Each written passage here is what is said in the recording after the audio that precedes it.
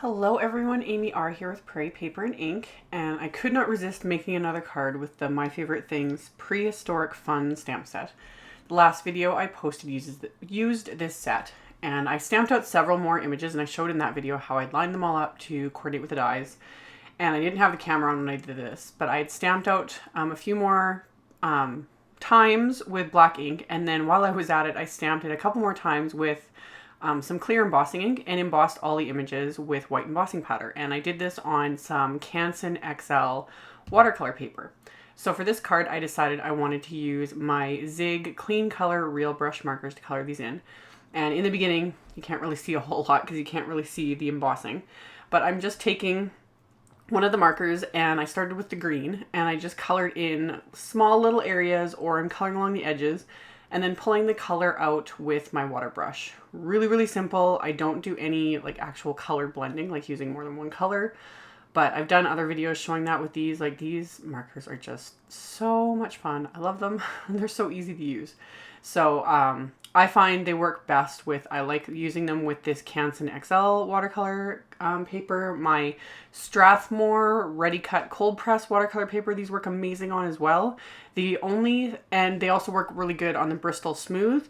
Some people do have issues with the Bristol Smooth. I'll just add that in there. I don't have too much trouble, but I do really prefer using these on like full-on watercolor paper like this Canson XL. I am using the smooth side while I'm at it, now that I think of it. So I had stamped and embossed the images on the smooth side of the paper and then watercoloring them in. So a lot of times, regardless whether it be with these markers or with other coloring mediums, sometimes you just need to experiment with the types of inks you use, like the stamping inks, the type of papers you use, to find a combo that works best for you. Because some combos, like some people I'll see, they use, a certain brand of cardstock, a certain type of ink, and I'll try it and I'll absolutely hate the results I get. Like, it just doesn't work for me. I don't know what it is, and it's kind of the same idea with people that stamp, or not stamp, but die cut with fun foam and craft foam over cardstock, and they have no problems, and I can't make that work for the life of me. So you sometimes need to experiment. Like, just because something works really well for me, that might not work for you. So that's just my little 2 cents on the subject today. So anywho, I was actually going to color these images doing the same color throwdown challenge that I did on the previous card, just because I kind of sometimes will get in a little bit of a rut when it comes to colors, and when there's a color challenge or just, pre-thought out color combos, it just makes my life easier. But I was like, no, maybe I'll do something a little different. So I used just blues and greens for these little characters. And I will have all the colors on my blog. I made sure to take actually a picture of all the markers I used. So I will have that on my blog post, which will be linked directly below the video. So I colored them all in, and I used a different color for their little spots with heat embossing. And I've said this in many videos because I've been doing that a lot lately as well. I really love heat embossing images and then watercoloring them because it gives you basically a border that kind of keeps everything contained. So it makes it simple. So once everything was dry, which didn't take very long, I had all the dies, which I haven't cut apart, and I showed that in the previous video. That's why all the images are stamped like this, so that I can just align the entire die set on top, and I taped the dies into place with some micropore tape. You could use Post-it tape, just something to hold them in place. And then I ran it through my Big Shot machine and die cut all the images at once. And then while I had my Big Shot out, I grabbed a piece of gravel gray cardstock, and then My Favorite Things Pinking Edge Circle Stacks Die-namics.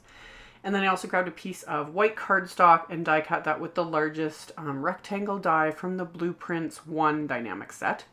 So I've got all my little die cut pieces laid out here and had started kind of figuring out some sort of layout for my little card. And then I grabbed a piece of steel gray cardstock. Normally I would do black cardstock. And then I thought, I'll be a little different for once and not do the same old, same old. So I stamped the little Rawr sentiment onto some steel gray cardstock with Simon Says clear embossing ink. It's the same ink I ended up using for the main images as well. And embossed that with some detailed white embossing powder. And then I did the same thing with a second sentiment. And I just trimmed those out with my paper trimmer and set them aside. And then I pulled out the new Thanks and Hello Die-namics that I showed in my last little haul video that I absolutely love. I love the font of this. So I die cut the word hello 3 times from some cornflower blue cardstock. And then I'm just adhering them together with some Ranger Multi-Medium matte adhesive. Super quick and easy, and like I said, I cannot make the whole cardstock and craft foam thing. It doesn't work for me. It doesn't work. But a lot of people message me and like try to give me tips and hints and all this stuff. I give up. At least for now. Maybe down the road I'll try it again, but it's not my thing. I just find I prefer just die cutting several layers from cardstock and then adhering them together, and I'm good with that. So did that. And then I was going to just use my paintbrush and do a splatter on here, but thought I would be a little more OCD and control it. So I pulled out, this is the Distressed Patterns stamp set. Now, every time I show this in videos, I get a lot of questions about it. Like, people saw it in a random video that was talking about storage or something, and everyone was asking what this stamp set was, where to get it, etc. This one sells out all the time. It's really hard to get your hands on. I absolutely love it. If you're, really not into the artsiness or just the uncontrollableness of splatter, this stamp set is fabulous. It gives you the control and yet looks like, it was very uncontrolled. So great set. I'm not sure, as of filming and doing this voiceover, if it's even available right now. Like, every time I look, it's sold out, but I'll link to it with all the supplies. So I stamped the different splatter images that I wanted to use in several different colors of dye ink just onto my background before I started adhering all of the elements to create my little scene here. And some of the elements I adhered flat to the card front with my Tombow Monomulti adhesive. And then other parts like this, the main dinosaur, I popped up with some foam tape just to create a little more dimension. So I started figuring out how I wanted everything laid out. So I stuck the dinosaur on with foam tape and this one tree on with foam tape.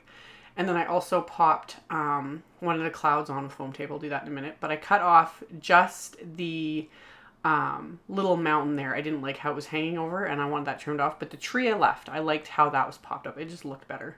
So I cut down that little Rawr sentiment and kind of adhered it close to the dinosaur's little mouth. And then decided to add that second tree there. So I adhered that flat just behind so it'll kind of peek out behind the large die cut hello. And then I added more of the multi-medium matte adhesive to the back of that die cut there. And then just shimmied it into place right below the dinosaurs, or behind the dinosaur's tail there. And press that into place. And then I said in the previous video as well that for the longest time lately, all of my card bases have been white cardstock. It's just a habit. So I've been trying to branch out and just do different colors of cardstock for my bases. It's a simple thing, but something different. So I grabbed just some Grout gray cardstock from MFT. I love this cardstock. It's the perfect neutral. So I cut it down to 4 1/4 by 11 inches and scored it at 5 1/2. So it's a top folding A2 card. And then all these other little die cut and watercolored elements I adhered to the inside of the card along with that second sentiment, and that finished it off.